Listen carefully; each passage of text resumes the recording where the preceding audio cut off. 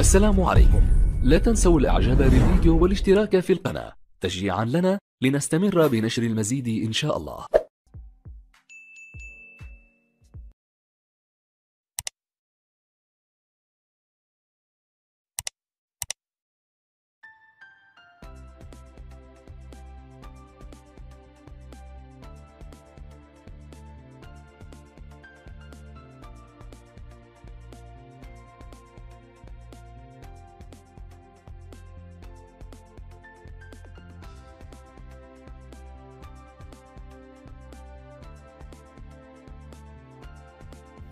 السلام عليكم ورحمة الله تعالى وبركاته. أعزائي المشاهدين والمشاهدات الكرام، في هذه النشرة التي تخص الحالة الجوية بالجزائر إليكم التوقعات بحول الله يوم الأحد 11 من ديسمبر بآخر التحديثات النماذج العالمية.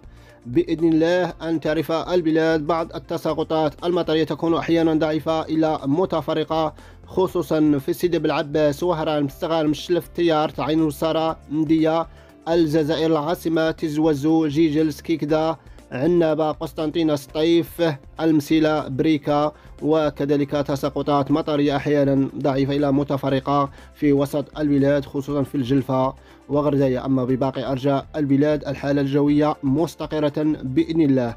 توقعات كذلك يوم الاثنين بحول الله أن تبقى الأجواء مستقرة إلى غائمة، وبعض التساقطات المطرية خصوصا في الجهة الشمالية للبلاد في الجزائر العاصمة وقسطنطينة.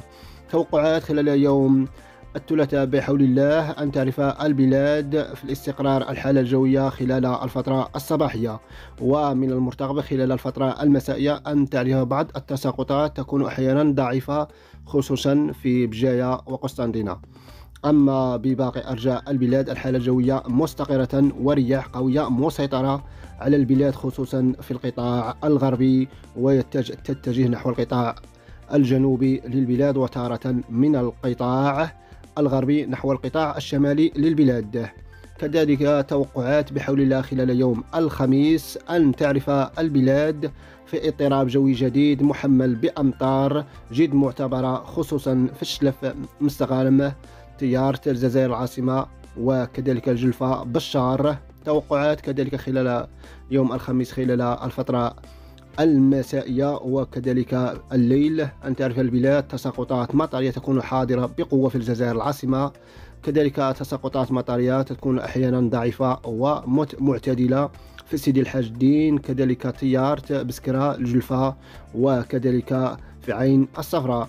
توقعات كذلك خلال يوم الجمعة أن تبقى بحول الله البلاد أن تعرف بالتساقطات مطرية حاضرة بإذن الله خصوصا يوم الجمعة، وكذلك من المرتقب خلال يوم الجمعة أن تعرف البلاد بعض الاضطرابات تكون أحيانا قوية خصوصا في الجهة الشمالية وكذلك الشمال الغربي للبلاد خصوصا الوهران والجزائر العاصمة. توقعات كذلك يوم السبت بحول الله الحالة الجوية كذلك